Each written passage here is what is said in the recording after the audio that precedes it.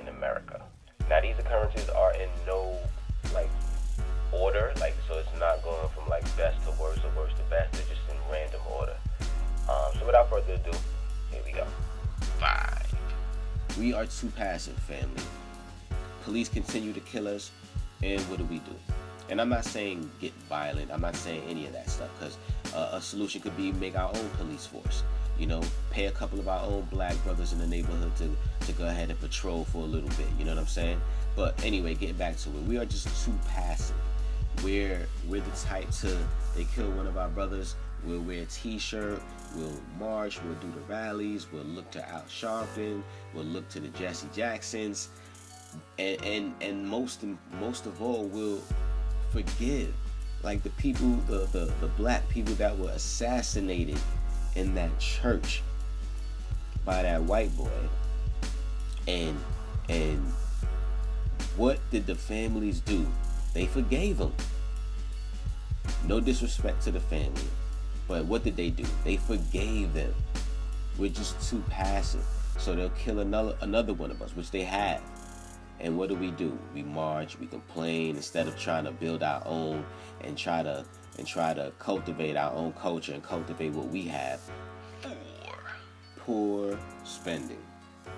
Poor spending. Family, I think this is one of our biggest issues, and kind of not our fault by default, meaning we only own 2% of the nation's wealth now, and when we were released from slavery, we only owned, I think, about 2% of the nation's wealth, so we haven't moved. And I say that to say there's not enough of us that own anything for us to go and spend our money on.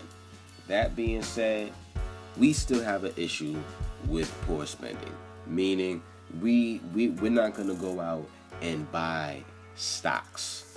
We're not going to go out and purchase dividend stocks. We're not going to go out and put our money into real estate. We're not going to go out and look to spend with our own. We're gonna go out and spend our money with whoever. We're gonna get those new pair of phones. Sister, she gonna get that new bag. I'm out here in Harlem, you know. I come out here and I set up as a vendor, you know, to get our people to buy black. You know, they building up all these name brand stores in Harlem, taking all the money, you know, out of our pockets, and we can't seem to want to buy our own products. I remember one time in Harlem, vendors were the #1 product. Black African people in the United States of America have buying power that I think amounts to $1 trillion. When we buy and we rally and we tally it all up from a whole year, it adds up to at least $1 trillion. That's more than the GDP of a lot of countries.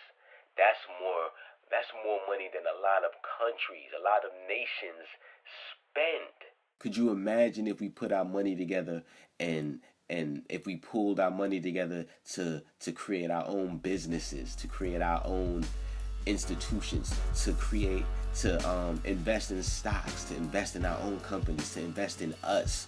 Imagine, to invest in political power. Imagine what we could bring about. Imagine the change that we could really bring about, the tangible change. 3. Symbolic victories.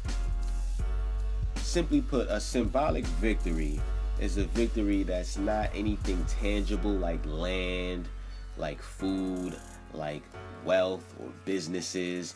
It's a victory that only benefits maybe a small group of people or an individual and a very small group of people. And it gives a false sense of hope. It gives a sense of, if he can do it, we can do it. You know what I mean? Like, yo, Hov on the Nets.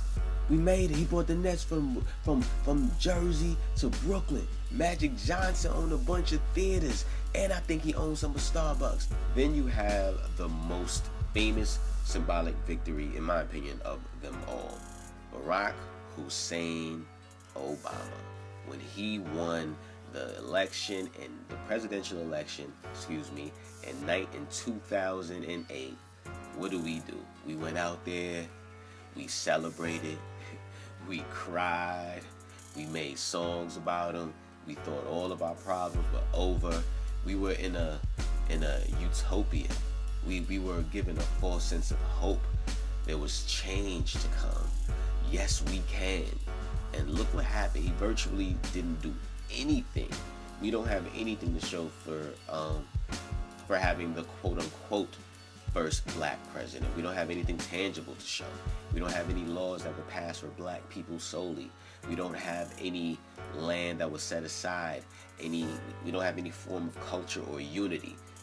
We only have hope and a few moments of singing, of dancing, of a couple of slick words said, you know, and that's all it took to make us proud. Disunity. Whether we like to admit it or not, disunity is something that has really affected the black African community. You know, we have it in the form of drug dealers. The way they go out there, they sell their drugs, and it disrupts the neighborhood. Look what crack did. Remember, in the 60s, we was getting into our revolutionary stage. You know what I'm saying? With the 70s came the Black Panthers.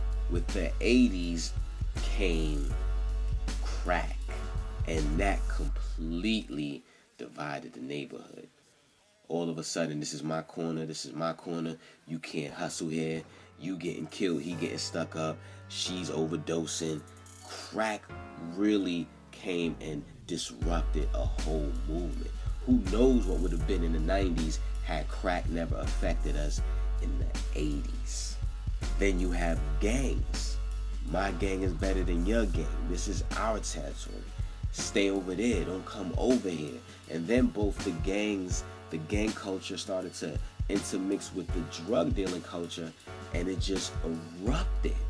So not only do you have drive-by shooters because y'all rep a different gang than us, now you may have a shooter because not only do you rep a different gang, but you may even rep the same gang, but you selling on my block, you taking my customers. Colorism is another, and it's something that's also pushed within these things subtly. Light skin versus dark skin. LeBron versus Stephon. You know what I'm saying? The whole light skin versus dark skin. Drake versus Meek Mill. So they always push that narrative. Then you got social organizations. You have Black Lives Matter, which is basically ran by the LGBT movement. You have the LGBT movement, or GT, however you say it. You have the gay and lesbian movement. You know what I'm saying? You have the feminist movement. So you have all of these movements that are taking attention away from the actual movement, which is us. This is why we need more of operational unity. Put all of our differences to the side, and what we agree on, let's work on that, and let's push forward from that. That's it. I don't care who you believe in, as long as you race first, then let's get it. One. We're too integrated into the system. We're just too integrated into the system. We're trying too much to be our oppressor. So there's no way that we can become free of something that we're trying to be or be a part of. We get upset when we don't get invited to certain things, or when we're not showing, when we're not given acknowledgement for certain things. Like when Jada Pinkett was a little upset over the fact that she wasn't invited, or she wasn't going to get an award for a specific movie, or a specific movie wasn't nominated. It happens all the time where we feel like we should have gotten an award for this, but we get an award for that. And the reason is because we want to be integrated. We want to be acknowledged by our oppressor, as opposed to building our own and getting that same acknowledgement and accolades from our own people. There's nothing wrong with getting it from anyone from the outside race, but it's always key, and it should always be number one, to have the support and the backing of your people first and foremost. But we just have this need to just want to integrate. We want to be a part of the system. We want to keep up with the Joneses. We have to get the next iPhone. We have to get the next pair of Jordans. We have to get that next car, or, we have to do things that support their system. I think the solution lies in kind of one of the principles of Pan-Africanism. To be a Pan-Africanist, you simply have to be African. But I would say the principles of Pan-Africanism need to be thoroughly understood, although they are simple. and a person needs to accept and live by them to be considered a true revolutionary Pan-African nationalist. Principle number 1, all African people are members of the same unitary global family. We are one family. You can use the word race, you can use the word family. It doesn't matter to me.